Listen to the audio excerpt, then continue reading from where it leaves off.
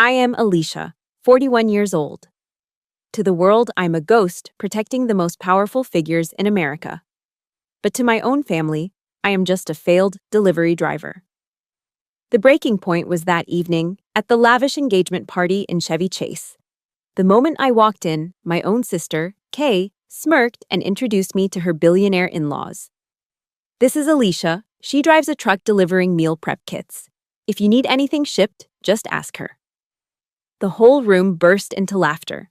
My parents stood there, nodding along, their eyes filled with shame and pity as they looked at me. They didn't know that a Sig Sauer P229 was still warm under my jacket after protecting the Secretary of State just 30 minutes prior. They thought I was a bottom feeder needing charity. They had no idea that just one phone call later would make the most powerful man in that room tremble and bow his head to me. Let me know where you are watching from, and hit subscribe if you have ever been looked down upon by your own flesh and blood. The truth is about to be exposed. There is a specific kind of peace that comes with cleaning a weapon. It's mechanical. It's logical. It makes sense in a way that my family never has.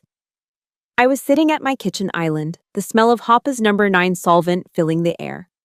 A scent that smells like discipline to me, but would probably smell like violence to my mother. My Sig Sauer P229 was disassembled on the cleaning mat in front of me. This isn't just a gun. It is the standard issue sidearm for the Diplomatic Security Service. It's an extension of my hand. I had just wiped down the recoil spring when my phone buzzed, vibrating aggressively against the granite countertop. I didn't need to look at the screen to know who it was. The rhythm of the vibration felt demanding. It was Kay. I wiped the oil from my fingers with a microfiber cloth before tapping the green icon. Alicia! Finally! Kay's voice chirped, shrill and tinny through the speaker. She filled the screen of my iPhone. Even on a casual Tuesday afternoon FaceTime call, my younger sister looked like she was ready for a photo shoot. Her hair was blown out to perfection, likely a $60 session at the salon down the street. She was wearing a Tory Burch silk blouse that probably cost more than my parents' monthly grocery budget. Behind her, I could see the pristine beige living room of her condo. Everything curated, everything fake. "Hello, Kay," I said, my voice flat. I glanced down at my own attire, a faded flannel shirt and a pair of worn-in Levi's. "You're not doing that mechanic stuff again, are you?" Kay squinted at the screen, noticing the black smudge of gun oil on my thumb. "Ugh, never mind. Look, I don't have much time. I have a nail appointment in 20 minutes. I just needed to go over the protocol for tomorrow night." Protocol. That was a word I used for motorcades and extraction points. Kay used it for seating charts and appetizers. "I know the time, Kay. 7 o'clock. Chevy Chase," I said, reaching for the slide of my pistol to inspect the barrel. "Right. But listen." She leaned closer to the camera, her voice dropping to that conspiratorial whisper she used when she was about to say something insulting, disguised as advice. "I was thinking about what you should wear. Do you still have that navy blue dress? The jersey knit one? The one you wore to Aunt Linda's funeral 3 years ago?" I paused. I knew exactly which dress she meant. It was shapeless, made of cheap polyester, and slightly faded at the seams. It was something I bought at a clearance rack because I hadn't had time to shop between missions in Kabul and DC. It made me look 10 years older and 20 pounds heavier. "I have it," I said. "But I was planning to wear the black suit. No!" Kay cut me off sharply.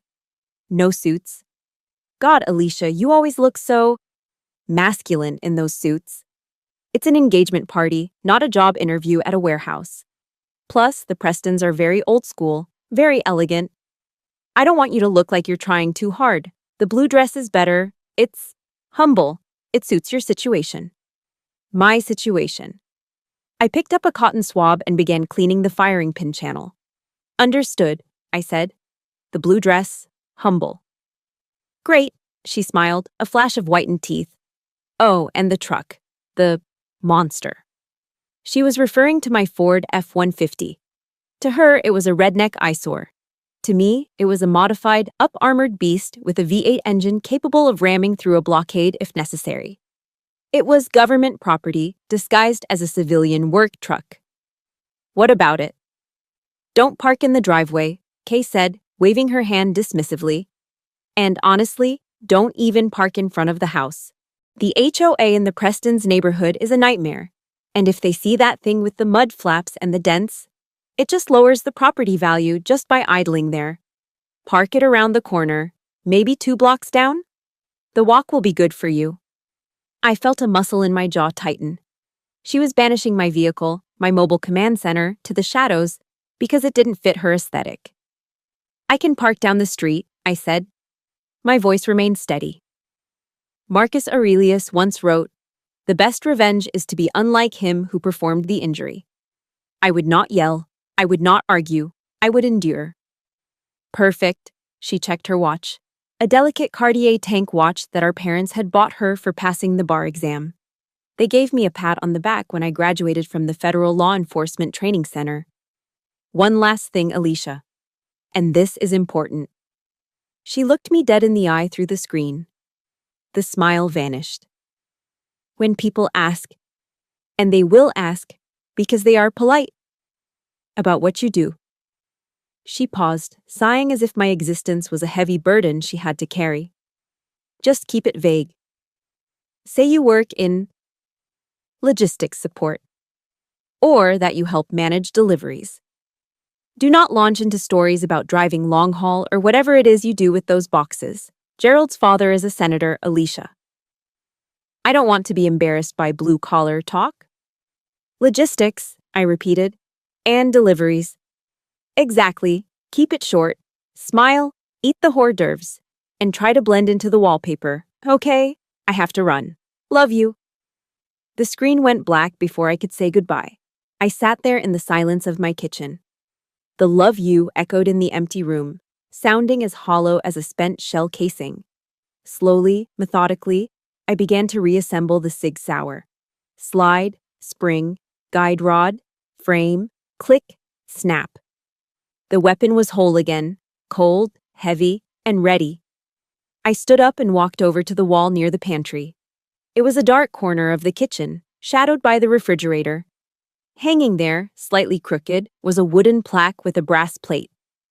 The U.S. Department of State Diplomatic Security Service Award for Valor, presented to Special Agent Alicia Cooper, for courage under fire during the Benghazi evacuation.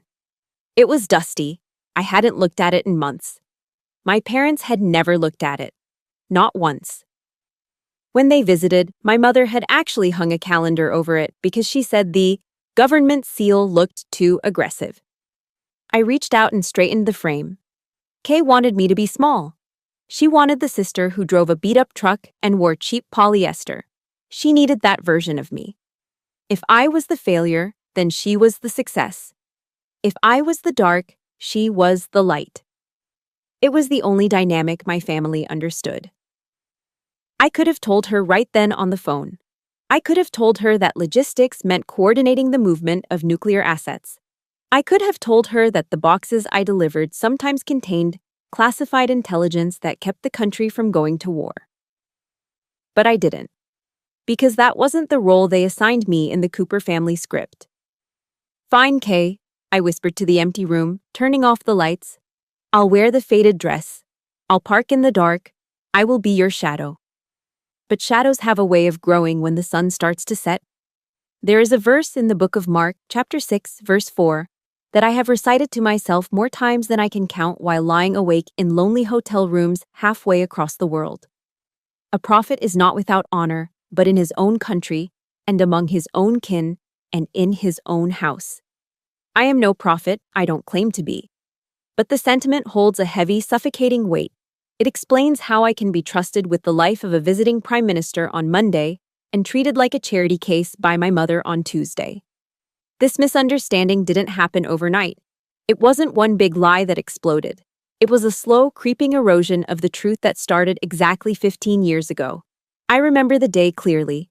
It was a crisp Sunday in November. I had just driven back from Glencoe, Georgia, fresh out of the Federal Law Enforcement Training Center. I was 26, exhausted, but buzzing with an electric kind of pride. I had just earned my badge. I was officially a special agent with the Diplomatic Security Service. I walked into my parents' house, the same house in the suburbs with the manicured lawn and the American flag by the porch, bursting with news. My father was in his sanctuary, the living room. He was sunk deep into his leather recliner, a lukewarm beer on the coaster, his eyes glued to the oversized television screen. Sunday night football was on. The Dallas Cowboys were down by 3, and the tension in the room was thicker than the cigar smoke clinging to the curtains. "Dad," I said, standing in front of the TV, blocking the view of the line of scrimmage. "I did it. I passed. I'm an agent." He leaned to the left, trying to see around my hip. "Move, Alicia. They're in the red zone." "Dad, listen. I got the job. The State Department." He finally muted the TV, but he didn't look me in the eye. He looked at the remote in his hand. "State Department? That's government, right? Federal?" "Yes," I beamed, reaching into my pocket to pull out the leather wallet with the gold badge. "It's federal law enforcement. I'll be protecting—" "Does it have dental?" he interrupted, taking a sip of his beer. "And the pension? Is it the FERS system? You stick with that for 20 years, Alicia, and you'll be set. Good benefits. Safe. Boring, but safe." He didn't want to hear about the tactical driving course I had aced. He didn't care about the firearms training or the courses on counterterrorism. To him, I had just landed a desk job at the DMV that happened to come with a good 401k. "It's not boring, Dad. It's dangerous. I'm an agent," I tried to correct him. From the kitchen, Kay walked in. She was 24 then, just starting law school, already perfecting that shark-like smile. She saw the badge in my hand and didn't even blink. "An agent?" Kay laughed, popping a grape into her mouth. "Like 007. Please, Alicia, you barely passed gym class in high school." "Daddy, she's basically a security guard for the embassies. You know, checking IDs, opening gates for the ambassadors, like a glorified doorman." "I am not a doorman," I snapped. "I protect diplomats." "Right," Kay said, dismissing me with a wave of her hand as she sat on the arm of Dad's chair. "You run errands for them. You make sure their dry cleaning is safe. It's logistics, support staff." Dad unmuted the TV. The crowd roared. "Touchdown." "Well," Dad grunted, eyes back on the screen. "Just make sure you sign up for the life insurance. Can't be too careful if you're driving around DC traffic." That was the moment the seed was planted. Over the next decade and a half, Kay watered that seed with envy and malicious precision.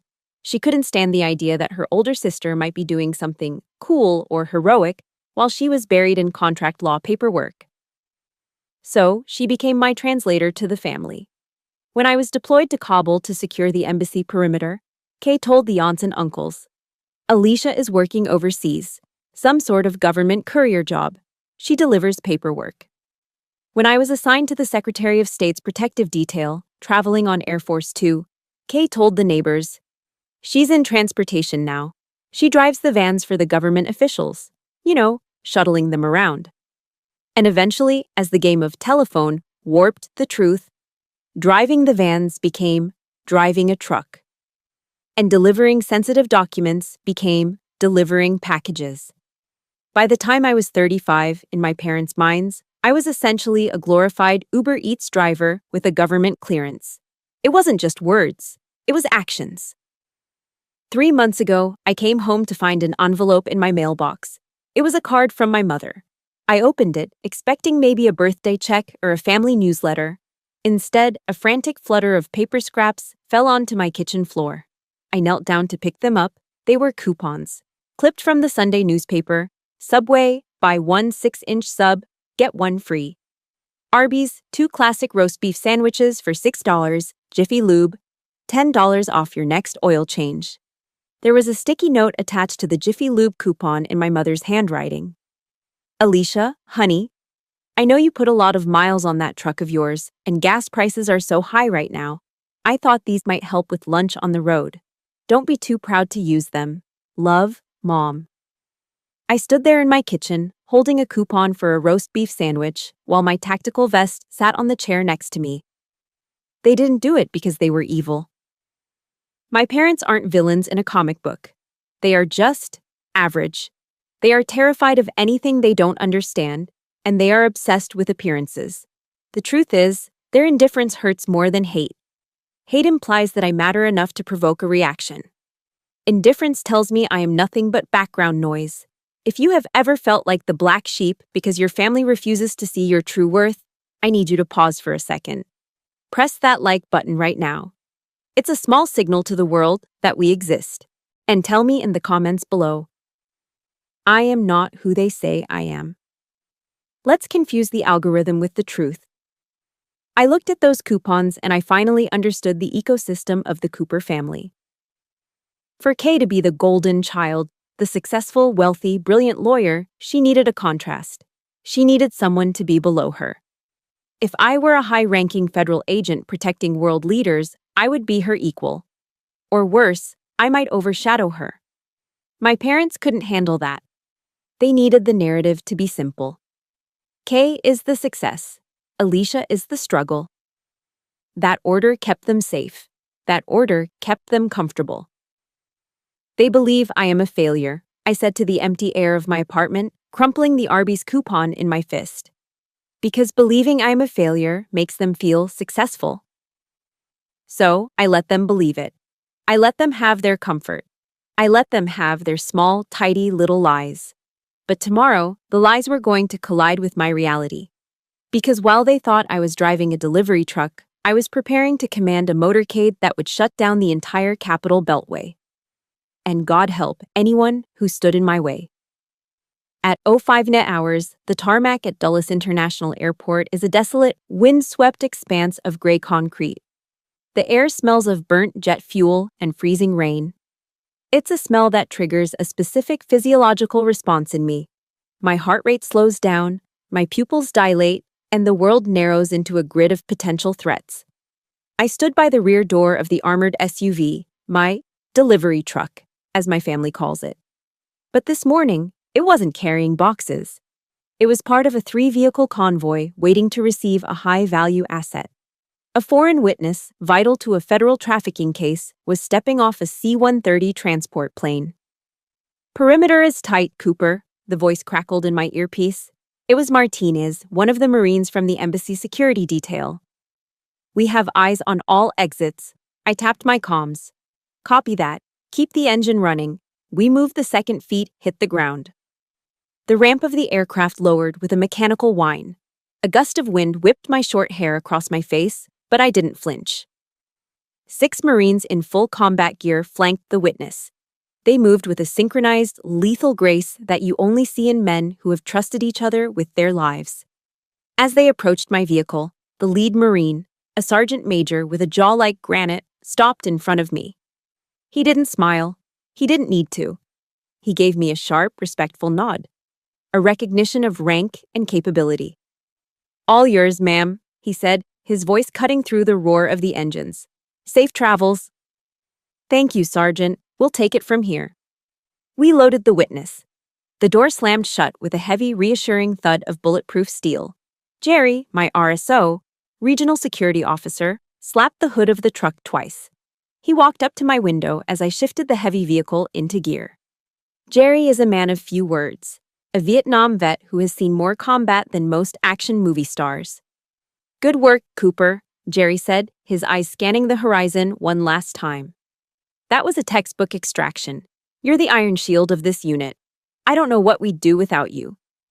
The iron shield. I felt a warmth spread through my chest that had nothing to do with the car heater. Respect, competence, purpose. In this world, on this tarmac, I was essential. I was powerful. I guided the convoy out of the secure zone, watching the sunrise bleed orange over the Virginia skyline. My job was done. The adrenaline began to recede, leaving behind the dull ache in my lower back that comes from wearing a 20-pound tactical vest for 6 hours. I pulled into a lay-by to strip off the vest and secure my weapon in the lockbox. That was when my personal phone buzzed on the passenger seat. The screen lit up. Mom. I stared at it. The contrast was jarring. 1 minute I was Cooper, the Iron Shield. The next, I was Alicia, the daughter. I unlocked the phone. Alicia, honey, are you on your way back from your night shift? Since you have the big truck, can you stop by Costco? We need drinks for Kay's party tonight. 5 cases of La Croix, pamplemousse flavor, and maybe 5 cases of Diet Coke. The 36-pack ones. It saves us the delivery fee and your truck has plenty of room. Thanks. I read the message twice. My truck. This vehicle has run-flat tires, reinforced plating capable of stopping a 7.62mm round, and an encrypted satellite communication system. And my mother saw it as a grocery cart. She didn't ask if I was tired. She didn't ask if I was safe. She just saw a big truck and free labor. I looked at the dashboard. I could say no. I could tell her I had a debriefing. I could tell her the truth, that this is a government vehicle and I shouldn't be hauling soda for a suburban engagement party. But I didn't. Because the conditioning runs deep. Because fighting them takes more energy than just doing the damn task. Copy that, I whispered to no one, putting the truck in drive. 40 minutes later, I was in the purgatory known as the Costco parking lot. I maneuvered the massive black SUV into a spot between a minivan covered in stick figure family decals and a sedan with a student driver bumper sticker. I stepped out, still wearing my tactical pants and heavy boots, though I had swapped my tactical shirt for the flannel one. People stared. I looked like I was ready to invade the rotisserie chicken aisle. Walking through the warehouse was a surreal experience. An hour ago, I was scanning for snipers. Now, I was scanning for the best price on sparkling water. I wrestled 5 cases of LaCroix and 5 cases of Diet Coke onto a flatbed cart. They were heavy, awkward. The physical exertion was nothing compared to training, but the mental weight was crushing. I paid with my own card. Mom always forgot to transfer the money until weeks later, and hauled the load back to the truck. By the time I pulled up to Kay's condo complex, the sun was high and bright. It was a nice place, gated, manicured hedges. The kind of place where people called the police if a car was parked on the street for too long. I backed into the driveway and texted Kay. I'm here. The front door opened. Kay stood there, wrapped in a silk robe, holding her hands up in the air like a surgeon scrubbing in for an operation. Oh, thank God, she called out, not stepping a foot outside. I just put on my second coat of polish. Ballet slippers pink. I literally can't touch anything for 20 minutes. I got out of the truck. The heat radiating off the asphalt hit me. Where do you want these? I asked, grabbing the first 2 cases of soda. My biceps strained against the flannel. Just bring them into the living room, she directed, waving a wet fingernail toward the open door. Stack them in the corner by the bar cart, but be careful. I walked past her, carrying 50 pounds of carbonated water. I smelled the chemical tang of acetone and expensive perfume. It replaced the smell of jet fuel in my nose. Careful, Kay shrieked as I stepped onto the entryway. I just had the hardwood floors refinished last week. Do not drag those boxes, Alicia. Lift them. If you scratch the oak, Gerald will have a heart attack. I stopped in the middle of her living room. My boots that had kicked down doors in training simulations, squeaked slightly on the pristine, polished wood. Sweat trickled down my spine. I've got it, Kay, I grunted, lowering the boxes slowly. Make sure they're straight, she added, leaning against the doorframe, blowing on her nails. And try not to track any dirt in. Your boots look dusty. Did you come from a construction site or something? I looked up at her. The airport, I said quietly. Ugh, the airport, she wrinkled her nose. So germy. You should probably wash your hands before you touch any of the food prep stuff later. I set the last case of Diet Coke down. Clunk. I'm the Iron Shield, I thought to myself, the words sounding bitter and distant now. Here, in this house, I wasn't a shield. I wasn't an agent. I was a mule. A mule with dirty boots who needed to be careful not to scratch the precious floor of the Golden Child. I stood up, wiping my hands on my jeans. Is that all? I asked. For now, Kay smiled, checking her reflection in the hallway mirror. Thanks, Alicia. You're a lifesaver. Honestly, paying for delivery is just such a scam when you have a truck, right? Right, I said. A scam. I walked out the door, back to my armored beast, feeling smaller than I ever did on the tarmac. The walk from where I parked my truck took exactly 12 minutes. Kay had been right about one thing. The neighborhood was pristine. It was Chevy Chase, Maryland, a place where wealth whispers rather than shouts. The streets were lined with ancient oak trees that formed a canopy over the road, blocking out the stars. The houses were set far back from the street, hidden behind wrought iron gates and manicured boxwood hedges. I walked along the sidewalk, the heels of my old shoes clicking unevenly on the pavement. The navy blue polyester dress Kay had insisted I wear felt heavy and suffocating against my skin. It didn't breathe.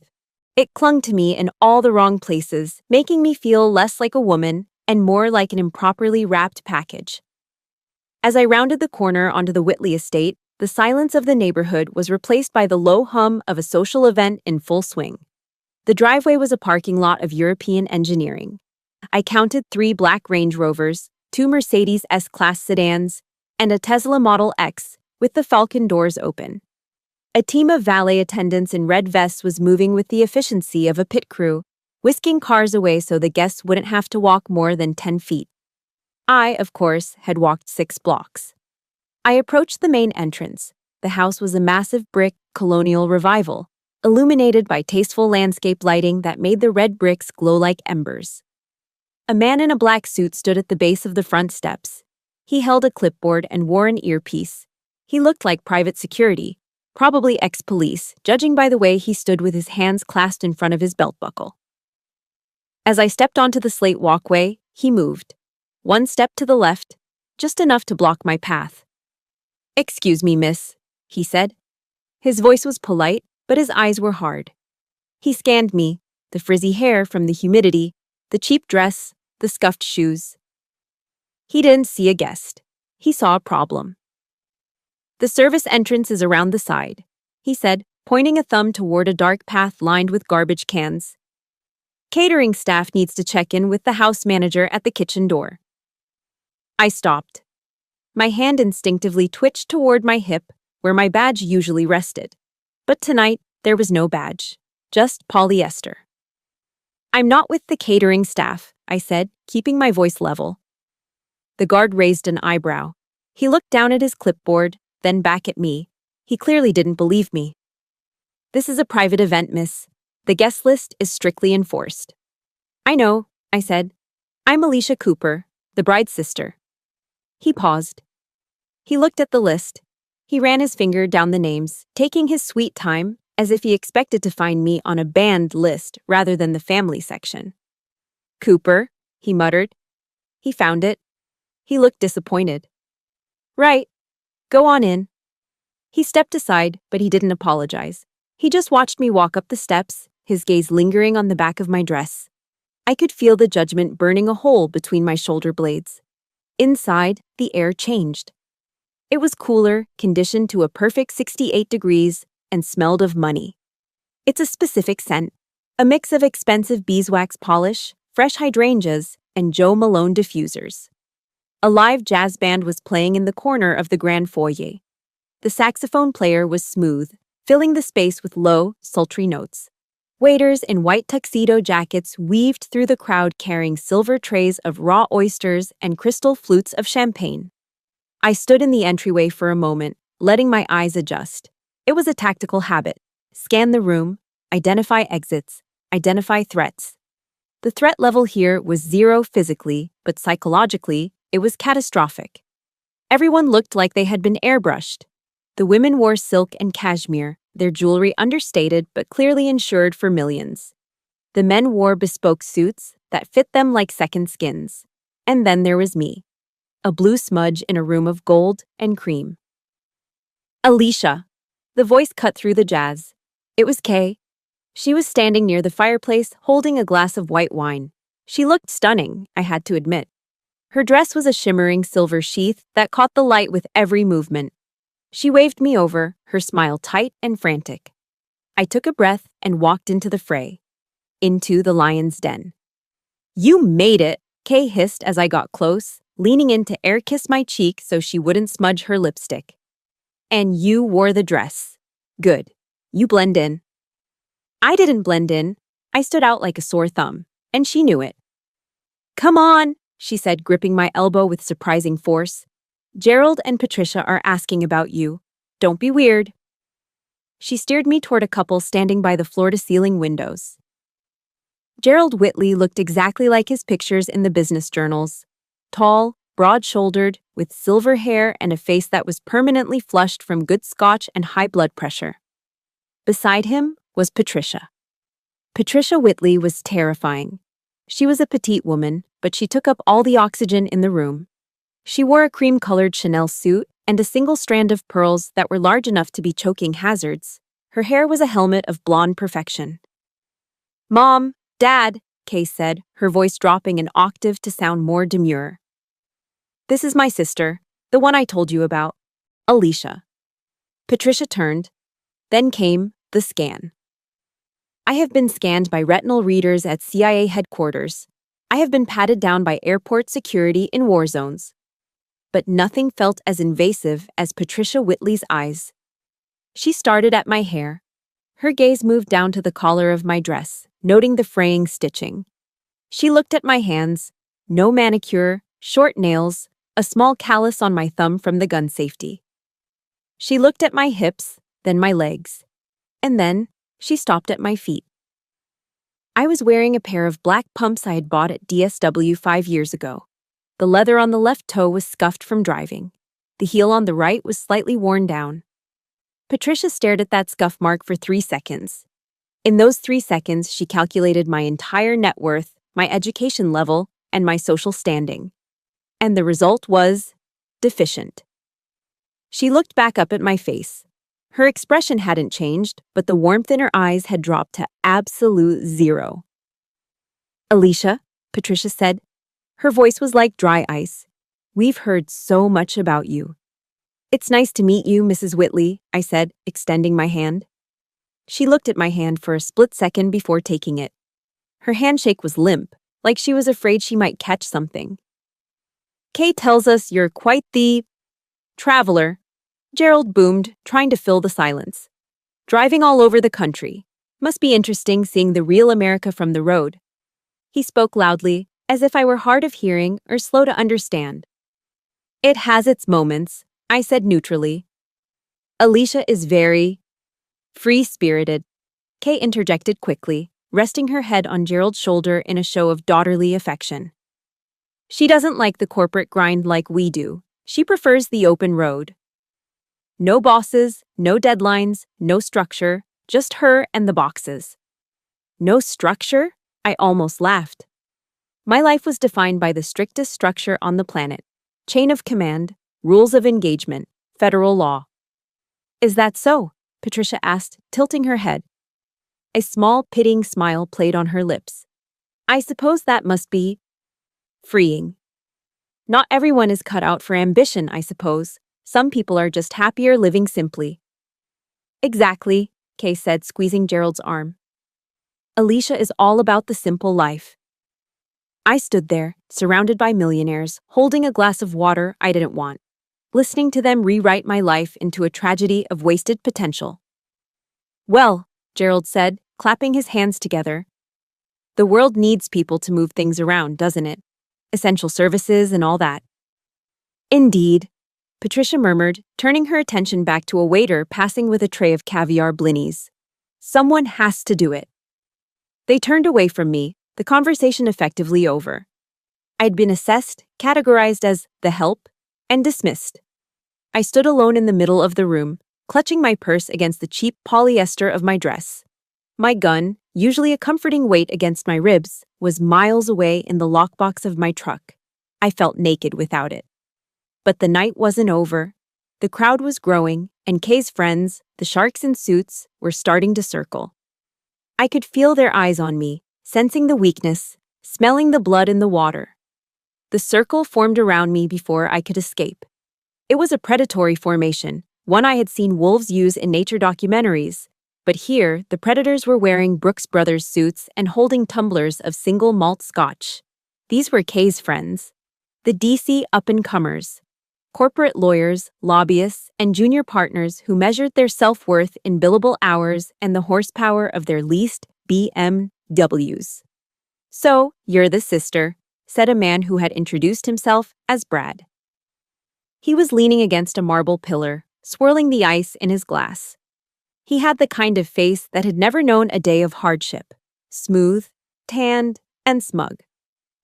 Kay says you're in distribution. Something like that, I said, gripping my glass of sparkling water. I work in secure logistics. Logistics, Brad repeated, chuckling as he glanced at his friends.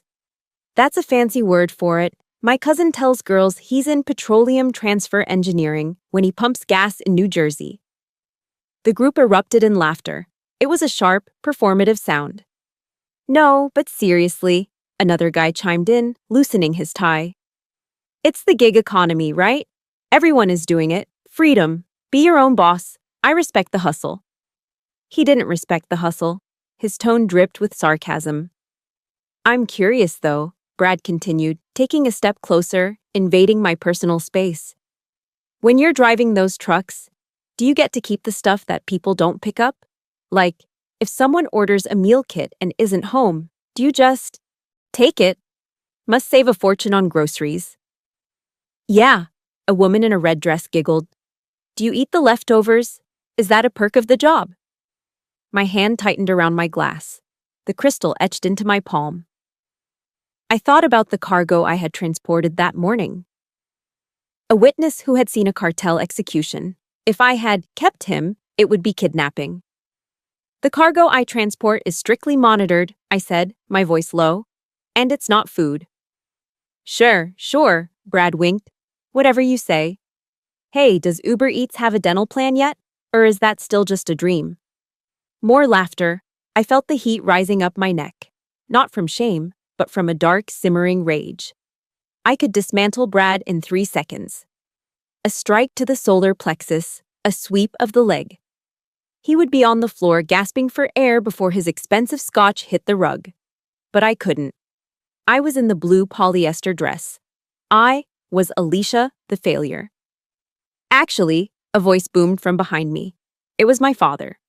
For a split second, a foolish, childish part of me thought he was coming to save me, to tell these entitled brats to back off, to say, my daughter serves her country. I turned to look at him. He was holding a glass of red wine, his face flushed with the excitement of being near the elites. She's just stubborn, my father said, shaking his head with a theatrical sigh. He looked at Brad, desperate for approval, desperate to be part of the joke. We tried, didn't we, honey? He gestured to my mother, who was hovering nearby.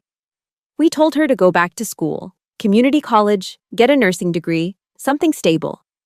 But no, Alicia likes to drive. She likes looking at the scenery. My stomach dropped. He wasn't saving me. He was selling me out.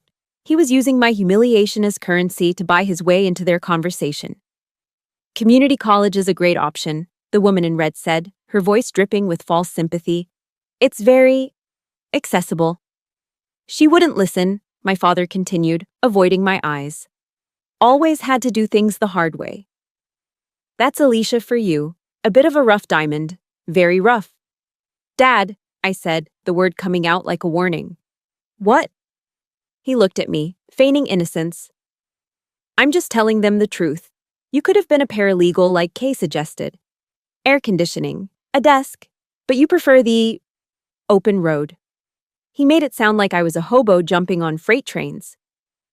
My work requires a level of focus and judgment that most people wouldn't understand, I said, looking directly at Brad. My voice was steady, cutting through the laughter like a knife. One mistake in my line of work doesn't result in a paperwork error. It results in catastrophe. The circle went quiet for a beat. My tone had shifted. The delivery girl had just spoken with the authority of a field commander. Brad blinked, looking unsure for a moment, but the tension was broken by a heavy hand landing on my shoulder. It was Gerald Whitley, the patriarch. He squeezed my shoulder, not affectionately, but with the weight of ownership. He smiled down at me, his eyes crinkling with what looked like kindness but felt like pity. Now, Gerald boomed, his voice rich and baritone, silencing the group. Let's not give Alicia a hard time. He looked around the circle, playing the role of the benevolent king defending his peasant. Society needs people like Alicia, Gerald said, giving my shoulder another patronizing pat. Think about it. Without people willing to do the heavy lifting, the driving, the serving, how would we function? We wouldn't have our packages. We wouldn't have our dinners delivered warm. He looked at me, his eyes locking onto mine. It is a noble service, my dear, he said, speaking slowly, enunciating every word as if I were a child or mentally slow. Knowing your place in the ecosystem is a virtue. Not everyone is meant to lead. Not everyone is meant to create policy or build empires. Some people are the hands and feet, and we thank you for that. Really, it's a worthy contribution. The room seemed to tilt. Knowing your place. He wasn't defending me, he was defining me. He was putting me in a box, a small labeled box at the bottom of his pyramid. To him, I was the biological equivalent of a forklift. Useful, necessary, but not sentient, not equal. Thank you, Gerald, I said. My voice sounded hollow to my own ears. I'm glad I can serve. That's the spirit, Gerald laughed, releasing my shoulder. Now, who needs a refill? I opened a 1998 Bordeaux that is breathing beautifully. The circle broke. They turned their backs on me, drawn away by the promise of expensive wine, leaving me standing alone in the center of the rug. I stared at their backs, the tailored suits, the silk dresses, the confident posture of people who have never had to check under their car for an IED. My phone, tucked into the small clutch purse I was holding, began to vibrate against my palm. It was a long, sustained vibration, not a text, a call. I looked down at the screen. It wasn't my mother. It wasn't Kay. The screen flashed red. Incoming secure call, Central Command. I took a deep breath, the air in the room suddenly feeling thin and stale. The humiliation that had been burning my skin seconds ago evaporated, replaced by the icy clarity of duty. The delivery girl was about to clock out. The agent was clocking in. The phone in my hand felt radioactive. The screen pulsed red, a silent siren in the middle of the polite, murmuring crowd. Incoming secure call, Central Command. I didn't answer it immediately. Protocol dictated I move to a secure perimeter. I turned on my heel, ignoring the confused look from the waiter holding a tray of empty champagne flutes, and stepped quickly into the hallway.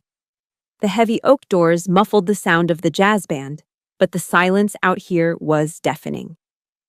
I swiped the screen. Cooper, I said. My voice had dropped an octave.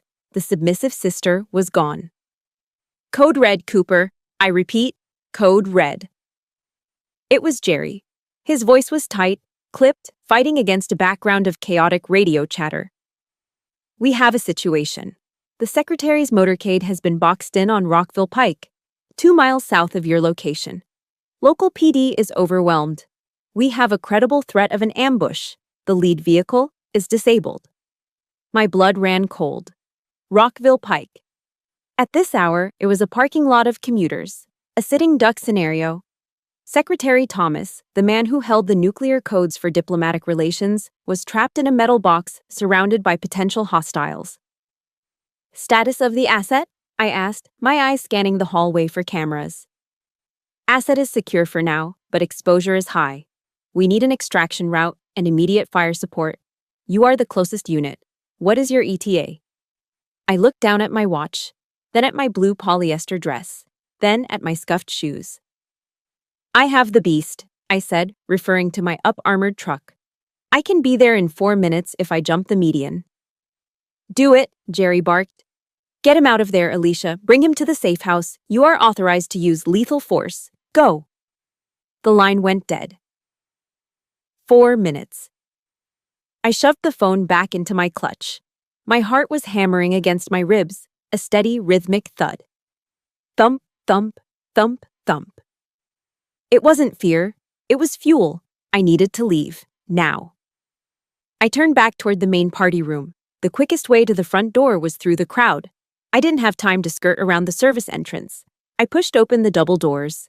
The room had quieted down. Gerald Whitley was standing by the fireplace, tapping a spoon against his crystal glass. Clink, clink, clink. He was preparing to make a toast. The guests were freezing in place, turning their attention to the patriarch. I moved. I didn't walk. I cut through the room with a stride that was too long, too purposeful for a party guest. I wasn't weaving through people. I was calculating trajectories. "Excuse me," I muttered, brushing past Kay's friend, Brad, nearly knocking the scotch out of his hand. He glared at me, but I was already gone. I made it to the edge of the foyer, 10 feet from the heavy front door, 10 feet from freedom, 10 feet from the mission. And then, she stepped in front of me. My mother. She materialized from the crowd like a blockade. In her right hand, she held a large silver cake knife. It was ornate, with a pearl handle, glinting under the crystal chandelier. Behind her, a waiter was wheeling out a 5-tier cake covered in white fondant and sugar flowers. "Alicia?" she whispered, her voice hissed through clenched teeth. She blocked my path physically. "Where do you think you are going? Gerald is about to speak." "I have to leave, Mom," I said. I didn't stop moving until I was inches from her face. "Right now, emergency." She didn't step aside. Instead, she raised the knife slightly, not as a weapon, but as a pointer, gesturing indignantly at the room. "Emergency?" she scoffed. Her eyes darted around to see if anyone was watching us. "What kind of emergency, Alicia? Did someone order a salad and forget the dressing? Did a box fall off the truck?" "Mom, move," I said. My tone was icy. It was the voice I used to order civilians to get down during a raid. But she wasn't a civilian. She was my mother, and she was immune to my authority. "You are not ruining this," she said, her voice rising. "Kay has worked for months on this night. We are about to cut the cake. It's tradition. You cannot leave before the cake is cut. It's social suicide." "I don't care about the cake," I said, my patience snapping like a dry twig. "I have to go." She stared at me, her face twisting into a mask of incredulity. She looked at my cheap dress, my desperate expression, and then she laughed. A short, cruel sound. "You can't wait 10 minutes?" she asked loudly. Heads began to turn. Gerald stopped tapping his glass. The room fell into an awkward silence. Is the customer that important? Are they starving? Is the world going to end if someone doesn't get their meal kit on time? I looked at her. I looked at the silver knife in her hand. It was a tool for celebration, for sweetness, and she was using it to cut me open. I thought about telling her. I thought about screaming, "I am going to save the Secretary of State from an assassination attempt." But I looked at their faces. Gerald's annoyed frown, Kay's mortified glare, the guests' amused smirks. They wouldn't believe me. They didn't want to believe me. They wanted the delivery driver. They wanted the failure. So I gave them what they wanted. I looked my mother dead in the eye. My face went blank. The mask of the ghost slid into place. "Yes, Mom," I said, my voice carrying across the silent room. "The customer is very hungry, and they get very angry when I'm late." My mother's jaw dropped slightly. She looked validated, yet disgusted. "Go then," she sneered, stepping aside and waving the knife toward the door as if banishing a stray dog. "Go do your job. Don't expect us to save you a piece." I didn't look back. I walked past her. I walked past the cake. I walked past Gerald, who was shaking his head in theatrical disappointment. As I pushed open the heavy front door, stepping out into the cool night air, I heard my mother's voice one last time. She wasn't whispering anymore. She was apologizing to the nearby guests, ensuring her social standing remained intact. "I'm so sorry, everyone," she said, her voice dripping with fake sorrow. "Alicia?" "Well, she's always had a problem with priorities. It's a lack of education, really. Just very unmannered. Unmannered." The door clicked shut behind me, severing the connection. The silence of the driveway hit me. The cool air filled my lungs. I didn't run to the truck. I sprinted. My heels dug into the gravel, but I didn't care. I reached the Ford F-150, my beast, and ripped the door open. I vaulted into the driver's seat. If you have ever had to walk away from people who claim to love you just to save yourself or to do what you knew was right, I need you to pause and hit that like button right now. Do it for the boundaries we have to set. And tell me in the comments, I choose my mission. Let's show the world that walking away takes more strength than staying. I slammed the door shut, sealing myself inside the armored cocoon. The smell of leather and gun oil replaced the scent of expensive perfume. I punched the ignition. The V8 engine roared to life, a deep guttural growl that shook the frame. It was the sound of power. I reached under the seat and pulled out my tactical vest. I threw it over my head, pulling the Velcro straps tight over the blue polyester dress. I didn't bother with the shoes. I kicked them off, pressing my bare foot against the gas pedal. I keyed the radio mic. "Central, this is Agent Cooper," I said, my voice steady as a rock. "I am mobile. ETA 3 minutes. Tell the secretary to keep his head down. The cavalry is coming." I shifted the truck into gear and peeled out of the Whitley estate, leaving tire marks on their perfect asphalt. The party was over. The war had begun. Rockville Pike is a nightmare on a good day. Tonight, it was a parking lot. Red brake lights stretched as far as the eye could see, a river of stalled steel winding through the heart of Bethesda. But I wasn't a commuter anymore. I was a weapon. I flipped the toggle switch on the dashboard of my Ford F-150. Hidden strobe lights behind the grille and windshield erupted in a blinding display of red and blue.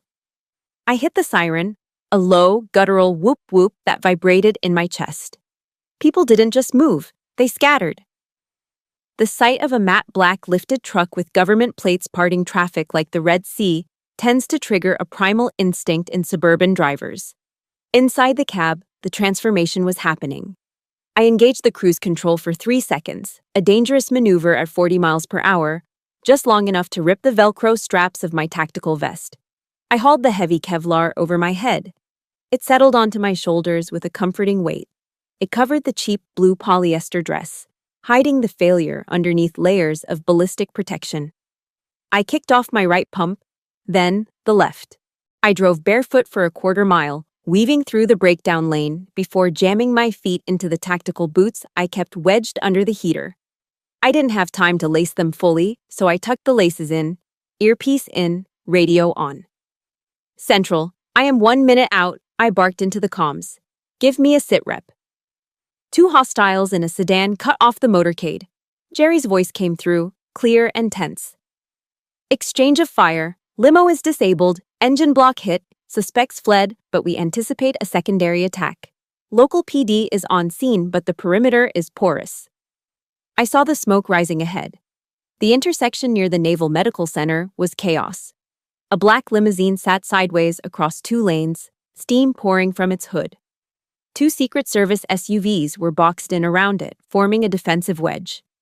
Montgomery County police cruisers were everywhere, their lights flashing, but there was no order. Officers were shouting, pushing back civilians who were filming with their phones. It was a circus. I didn't slow down until the last second. I drove my truck up over the concrete median, shredding the landscaped grass, and slammed the brakes right next to the lead police cruiser. I kicked the door open. A young MCPD officer, adrenaline high, hand on his holster, stepped toward me. "Ma'am, get back in the vehicle. This is a crime scene," he yelled, seeing a woman in a flannel shirt and unlaced boots jumping out of a truck. I didn't stop walking. I reached to my belt, not for a weapon, but for the leather wallet clipped to my waist. I flipped it open. The gold badge of the Diplomatic Security Service caught the strobe lights. "Federal agent," I shouted, my voice cutting through the siren noise. "Stand down, officer." The cop froze. He saw the badge. He saw the vest. He saw the look in my eyes. A look that said I had authority over his entire existence right now. "I need a perimeter established at 100 yards, I ordered, pointing to the intersection. "Push those civilians back. If anyone crosses that line, you detain them. Do you understand?" "Yes. Yes, ma'am." He scrambled to obey, waving his arms at his partner. I moved past him, entering the kill box. The Secret Service agents recognized me immediately. Johnson, the lead on the secretary's detail, lowered his MP5 submachine gun slightly when he saw me. "Cooper," he yelled. "Good to see you. We're sitting ducks here." "I have the beast," I said, thumbing back toward my truck. "It's up armored. We extract him now. Get him to the safe house." I moved to the rear door of the damaged limousine. The window was spiderwebbed with impact cracks. bulletproof glass that had done its job, but barely. I tapped the glass 3 times. The signal. The door clicked and pushed open. Secretary of State Thomas sat inside. He was a man of 60, with the weight of American diplomacy on his shoulders. He looked shaken, his tie loosened, holding a secure briefcase against his chest. When he looked up and saw me, his shoulders visibly dropped. The tension left his face. "Agent Cooper," he exhaled, a breathy laugh escaping him. Thank God. When I heard local support was coming, I was worried. I didn't know it was you. "I was in the neighborhood, Mr. Secretary," I said calmly, extending a hand to help him out. "Let's get you out of this tin can." "I trust you," he said simply. He took my hand. Think about that. The man who negotiates treaties with hostile nations, the man who advises the president, trusted me with his life. He didn't care about my dress. He didn't care about my bank account. He cared that I was the best. We moved quickly. I shielded his body with mine, guiding him toward my truck. The Marines and Secret Service formed a phalanx around us. I opened the passenger door of my truck. "Get in. Keep your head down. Floorboard is reinforced." As I slammed the door shut, ensuring the third most powerful man in the executive branch was safe, my phone, which I had thrown onto the dashboard, lit up. It was right there at eye level. The screen was bright against the dark interior. A text message from Kay.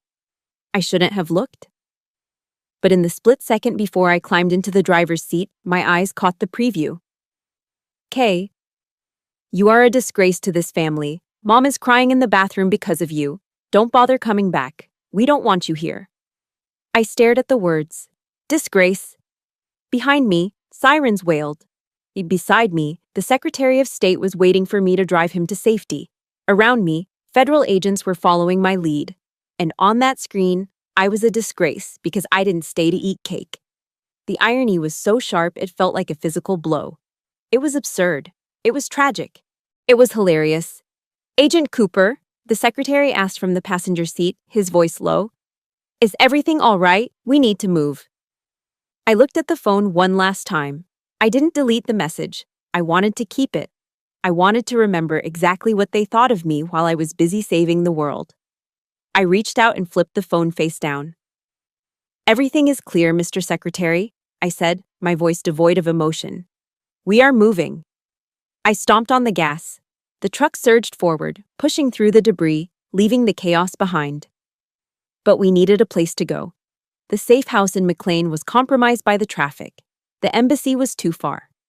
I needed a secure location, close by, with high walls and gated access. Somewhere off the grid for 20 minutes until the backup team could arrive with the helicopter. I ran the mental map of Chevy Chase. There was only one place that fit the criteria. I gripped the steering wheel tight. Fate, it seemed, had a very twisted sense of humor tonight. "Central," I radioed in. "I am diverting to a temporary secure location. Mark my coordinates." I turned the wheel hard to the left. We were going back to the party. "Mr. Secretary," I said, keeping my eyes on the rearview mirror where the smoke from his disabled limousine was still rising into the night sky. "We can't wait here on the shoulder. The extraction team is 10 minutes out, and this position is compromised. We need hard cover. Now." Secretary Thomas looked out the window at the gridlocked traffic of Rockville Pike. He was calm, but I saw his hand tightening on the handle of his secure briefcase. "Where do you suggest, Agent Cooper? The embassy is too far." "My sister's in-laws," I said, the words tasting like ash in my mouth. "The Whitley estate. It's 3 minutes from here. High brick walls, gated access, minimal sightlines from the street. It's the only viable safe house in this sector." He looked at me, then at my tactical vest, then at the determined set of my jaw. "Do it," he said. I spun the steering wheel hard to the left. The Ford F-150's tires screeched as I jumped the curb, bypassing a stalled intersection. 3 minutes later, I was barreling down the tree-lined streets of Chevy Chase again. I didn't slow down for the gate this time. It was open. Guests were leaving early, likely due to the disturbance I had caused earlier. I drove the massive truck right up the center of the driveway, ignoring the frantic waves of the valet staff. I slammed on the brakes directly in front of the main entrance, parking diagonally across the steps. My truck blocked a Bentley and a Porsche, boxing them in. "Stay here," I instructed the secretary. "Keep your head down. Give me 30 seconds to clear the room and secure the perimeter." "Copy that," he nodded. I unlocked the door and stepped out. The air was still cool, smelling of expensive cologne and exhaust fumes. I placed my hand on the grip of my Sig Sauer P229, now openly holstered on my hip, and marched up the stairs. I didn't knock. I placed my boot against the heavy oak door and shoved it open. It swung inward with a heavy thud, crashing against the interior wall. The sound silenced the room instantly. The party had thinned out, but the core group was still there. Gerald, Patricia, Kay, my parents, and about 20 close friends were gathered in the foyer, nursing their drinks and dissecting the drama of my earlier exit. When I stepped into the light, I looked like an alien invasion. I was barefoot in tactical boots, wearing a Kevlar vest over a blue polyester dress, with a radio coil running up my neck and a federal firearm on my hip. But they didn't see an agent. They didn't see the gun. They were so blinded by their own narrative that they only saw the delivery girl who had ruined their night. Kay was the first to react. She broke away from a group of bridesmaids, her face contorted in a mask of pure, unadulterated rage. "You!" she shrieked, pointing a manicured finger at me. "You have the audacity to come back here after the scene you caused?" She marched toward me, stopping only because I held up a hand in a halt gesture. "Kay, step back," I said, my voice projecting with command authority. "I need everyone to clear this room immediately. This is a matter of national security." "National security?" Kay laughed, a high-pitched, hysterical sound. "Oh my God, you are delusional. What, did you forget your cooler? Did you forget a receipt for the soda?" "I am not joking," I said, scanning the upper landing for threats. "Clear the room." "Get out," Gerald Whitley roared. The patriarch stepped forward, his face turning a dangerous shade of purple. He looked at my muddy boots on his Persian rug. He looked at the truck blocking his driveway. He was trembling with fury. "This is private property, Ms. Cooper," Gerald bellowed. "You are trespassing. I don't care what kind of costume you are wearing or what game you are playing. You have insulted my wife, you have upset the bride, and now you are barging in here like a lunatic." "Mr. Whitley," I tried to interject, "I am commandeering this location as a temporary—" "I am calling the police," Gerald interrupted, reaching for his phone.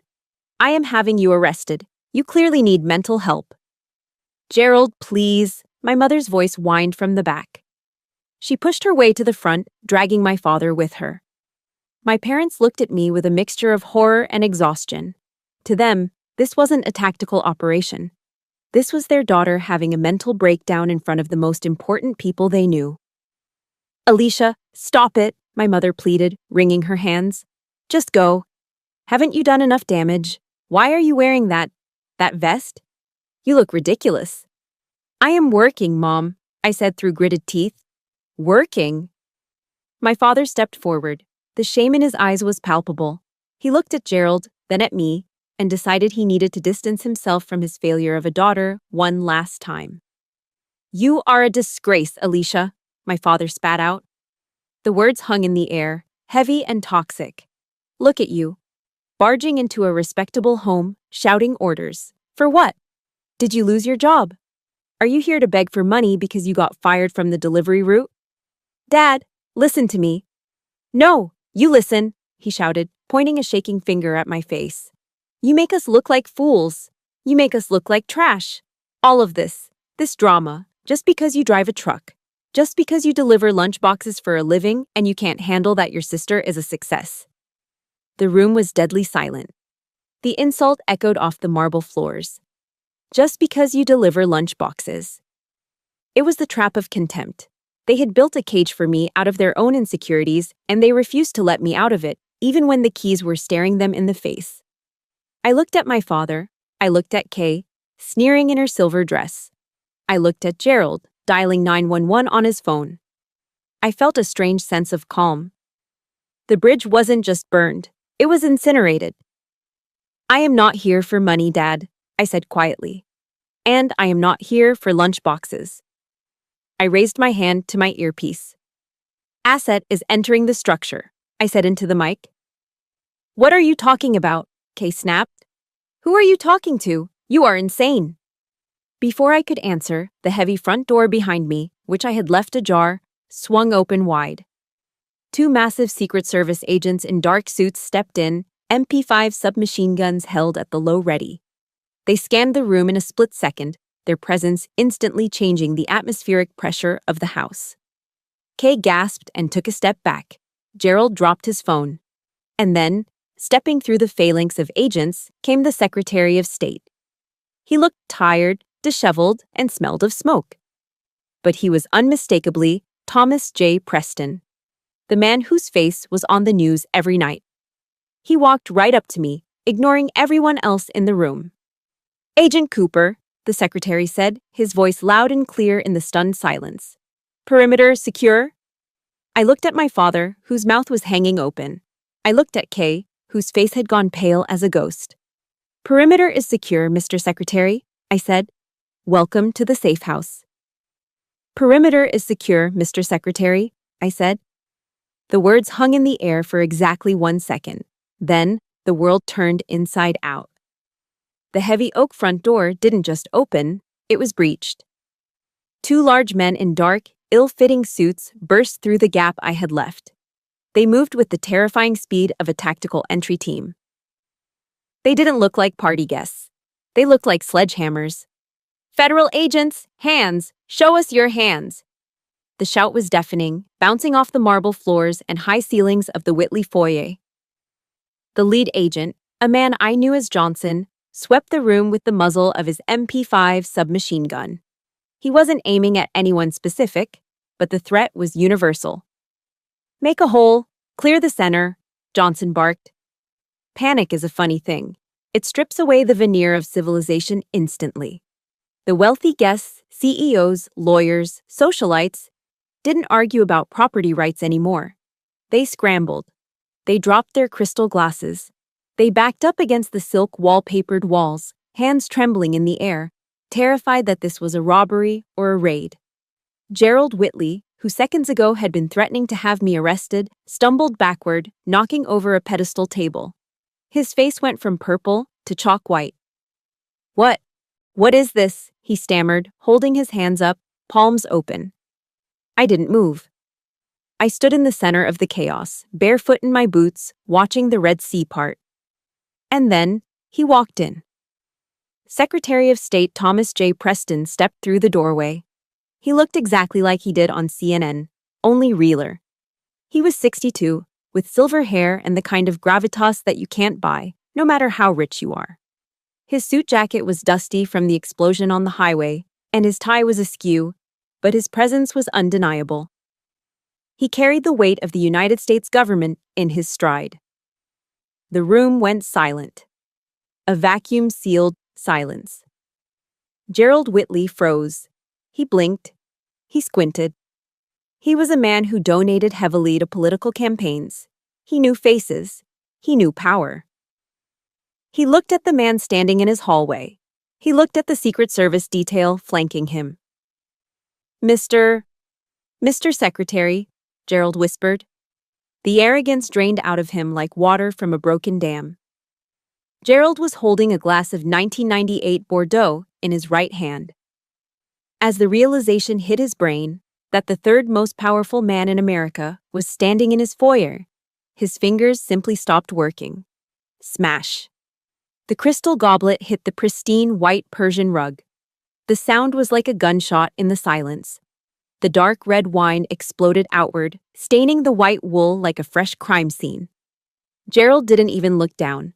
He couldn't take his eyes off the secretary. Secretary Thomas didn't look at Gerald. He didn't look at Kay, who was standing with her mouth open, her face a mask of confusion and horror. He didn't look at my parents, who were pressed against the wall like frightened children. He walked straight to me. He stopped 2 feet away. He looked at my Kevlar vest, my radio coil, and the sweat on my forehead. Then, in front of everyone, he reached out and placed a firm, fatherly hand on my shoulder. It was a gesture of immense respect. Cooper, the secretary said. His voice was warm, tired, but loud enough for the back row to hear. You did it again. That was a hell of a call on the extraction route. If we had stayed on the pike for 2 more minutes, well, I don't think we'd be having this conversation. Just doing the job, sir, I said, keeping my posture rigid. The safe house was the only viable option. The safe house, he chuckled, glancing around the opulent foyer. It's certainly comfortable, better than the embassy bunker. He squeezed my shoulder one last time, a signal of camaraderie that no amount of money could buy, and turned to face the room. He locked eyes with Gerald Whitley. Gerald looked like he was about to faint. He tried to speak, but only a squeak came out. Mr. Whitley, I presume? Secretary Thomas asked, stepping forward with his hand extended. The Secret Service agents lowered their weapons slightly, but kept their eyes scanning the guests. Yes, Gerald managed to choke out. Yes, Mr. Secretary. I am honored. We didn't. I must apologize for the intrusion, the secretary said, shaking Gerald's limp hand. My motorcade was ambushed on Rockville Pike. We took heavy fire. My lead vehicle was disabled.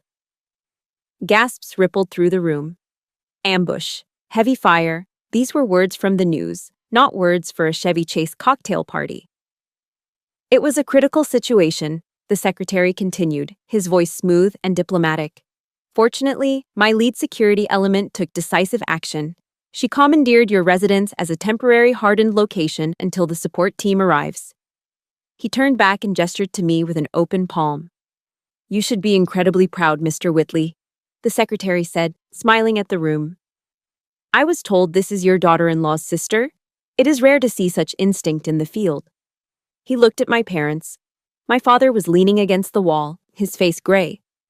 My mother was staring at the gun on my hip as if it were a venomous snake. Agent Alicia Cooper is one of the finest assets the Diplomatic Security Service has, the secretary announced. He wasn't just talking, he was testifying. A GS-15 senior special agent. Do you know how few people reach that rank at her age? She runs my protection detail. She coordinates logistics for nuclear summits. She is, quite literally, the reason I get home to my wife at night. GS-15, Senior Special Agent, Nuclear Summits. The words hit the room like mortar shells. I watched Kay. Her eyes flicked from the secretary to me.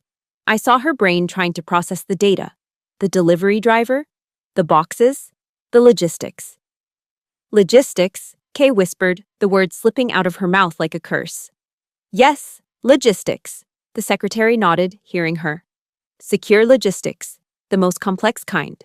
Cooper here moves mountains so we can do our jobs. He turned back to Gerald, who was staring at the red stain on his rug, then at me. He looked at me with new eyes. He saw the vest not as a costume, but as armor. He saw the delivery truck outside not as an eyesore, but as a tank. We had no idea, Gerald stammered. Alicia she never said. She wouldn't, the secretary said, his tone sharpening just a fraction. She's a professional. Silent professionals don't brag. They just serve. He looked at me again. I owe you a drink when this is over, Cooper. Maybe something better than the water you were drinking earlier. I'll take a rain check, sir, I said. Chopper is 3 minutes out. We need to move you to the landing zone in the back garden. Lead the way, agent, he said. I looked at my family one last time. My mother was crying. Not the fake social tears she used for effect. These were real tears of shock and humiliation. She realized that the rude daughter she had chased away with a cake knife had just brought the U.S. government into her living room. My father couldn't meet my gaze. He looked at the floor. And Kay looked small. In her shimmering silver dress, surrounded by her expensive things, she looked insignificant. Her success as a corporate lawyer felt like a child's game compared to the reality that had just walked through her door. Alicia, Kay started, her voice trembling. I didn't answer. I didn't smile. I didn't gloat. I just tapped my earpiece. Johnson, take point, I ordered. Secure the back garden. We are moving the asset. Copy that, boss, Johnson replied loud and clear. Boss. I turned my back on them. I turned my back on the spilled wine, the shocked faces, and the years of being the failure. I walked the Secretary of State through the kitchen where I had been told to use the service entrance just an hour ago. But this time, I wasn't carrying soda. I was carrying the weight of the world, and I had never felt lighter. The extraction was textbook perfect. Within 12 minutes, a secondary convoy of black SUVs had swarmed the driveway of the Whitley estate. A distinct, rhythmic thumping filled the air as a medevac helicopter loitered overhead, its searchlight cutting through the darkness of the Chevy Chase night. I stood by the open door of the lead vehicle, watching Secretary Thomas climb inside. Before the door closed, he looked back at me one last time and gave a sharp salute. "Get some rest, Cooper," he said. "That's an order." "Yes, sir," I replied, returning the salute. The heavy door slammed shut. The convoy peeled out, tires crunching over the gravel, red and blue lights reflecting off the terrified faces of the neighbors who had gathered at their windows. And then, silence returned. It wasn't the polite, murmuring silence of a cocktail party. It was the heavy, suffocating silence of a courtroom after a guilty verdict has been read. I stood alone on the driveway, the adrenaline beginning to drain from my system, leaving behind a cold, crystal-clear clarity. I turned around. They were all standing there by the front steps. My parents, Kay, Gerald, and Patricia. They looked like statues in a museum of regrets. Gerald Whitley was the first to move. The bluster, the arrogance, the booming voice of the patriarch, it was all gone. In its place was the trembling anxiety of a man who realized he had just threatened a federal officer with arrest in front of her boss. He walked toward me, his hands clasped together as if in prayer. He didn't look at my face, he looked at the badge on my belt. "Ms. Cooper?" "Ah, madam," Gerald stammered. He actually used the word, madam. I want to offer my sincerest apologies. Truly. There was a terrible misunderstanding tonight. He reached out a hand, then pulled it back, unsure if he was allowed to touch me. "We had no idea of your position," he continued, wiping sweat from his forehead with a silk handkerchief. "If we had known, obviously, the hospitality would have been different. I hope you won't hold my earlier outbursts against the family. It was just the stress of the evening." I looked at him. I saw the fear in his eyes. Fear of audits, fear of political fallout, fear of losing his social standing. "It wasn't a misunderstanding, Mr. Whitley," I said. My voice was quiet, calm, and utterly indifferent. "It was a revelation." "Please," he begged, forcing a smile that looked like a grimace. "Let's go inside. Let's open a bottle of the good vintage. Patricia can have the chef prepare something. We should celebrate your heroism." I didn't answer him. I looked past him to my parents.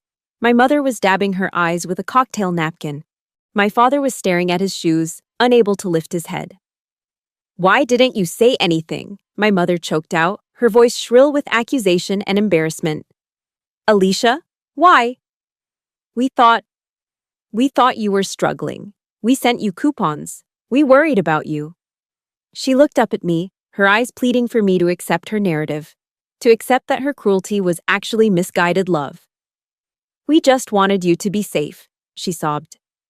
"We thought you were driving a truck because you had no other options. Why let us believe that?" I felt a ghost of a smile touch my lips.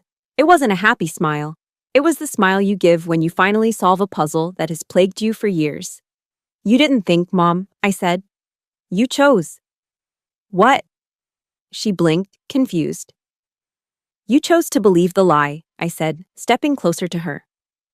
The Kevlar vest felt like a shield against her emotional manipulation. "Because believing I was a failure was easier for you. It was comfortable. If I am the failure, then Kay is the star. If I am the charity case, then you get to be the benevolent parents." I gestured to the house, to the party, to the life they had built on appearances. The truth, that I am successful, that I am powerful, that I don't need you. That truth was inconvenient for your narrative, I said. So you ignored the signs. You ignored the reality. You wanted a delivery driver, so you made me one. My father looked up then. His eyes were red.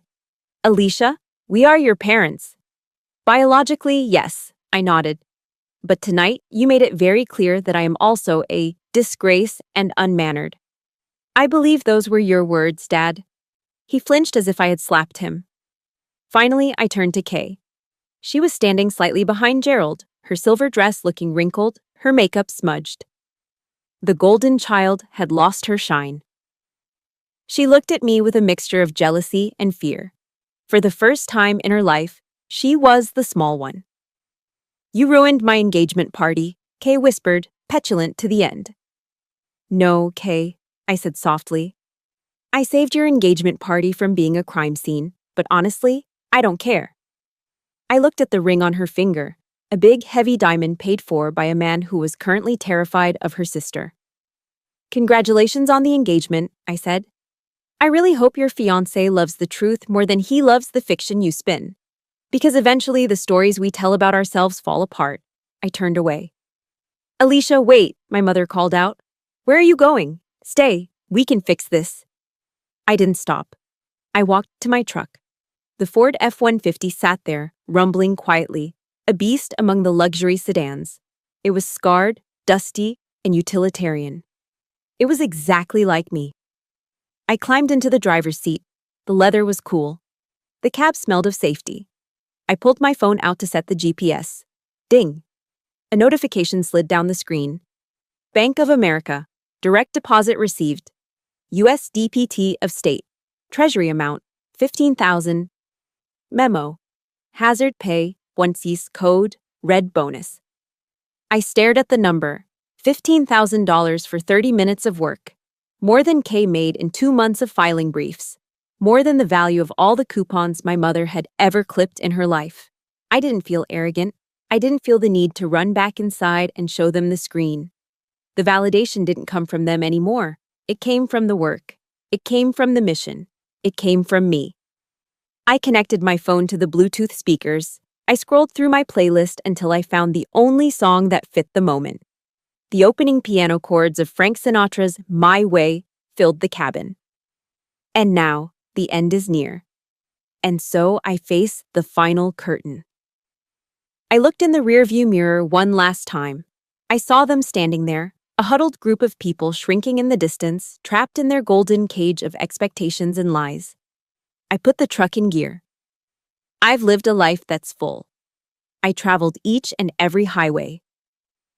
I pressed the gas. The truck surged forward, leaving the Whitley estate behind. I drove through the open gate, past the oak trees, and turned onto the main road. The highway stretched out before me, empty and dark, illuminated only by my headlights. But in the distance, on the horizon, the faintest hint of dawn was breaking. I wasn't their daughter anymore. I wasn't the sister. I wasn't the delivery girl. I rolled down the window, letting the cold wind hit my face, washing away the scent of stale perfume and old regrets. I was Agent Alicia Cooper. And I had a long drive ahead. I did it my way. If there is one truth I want you to take from my story, it is this. You cannot force people to respect you, especially when their disrespect serves their own ego. For years, I tried to shrink myself to fit into my family's small box. But I learned that a diamond doesn't stop having value just because it's hidden in the dark. The most expensive currency you can ever pay is your own peace of mind just to make others comfortable. Stop explaining yourself to people who are committed to misunderstanding you. Your worth is not defined by their validation. Sometimes the bravest thing you can do is simply walk away and succeed in silence. If my journey sparked a fire in you today, please hit that like button. It helps us find other black sheep who need to hear this message. I want to hear your story in the comments. Have you ever had to hide your true self just to keep the peace in your family? Or have you finally found the courage to drive away like I did? Type, I choose my way below to declare your freedom today. And don't forget to subscribe and turn on notifications so you never miss a story of justice and redemption. Until next time.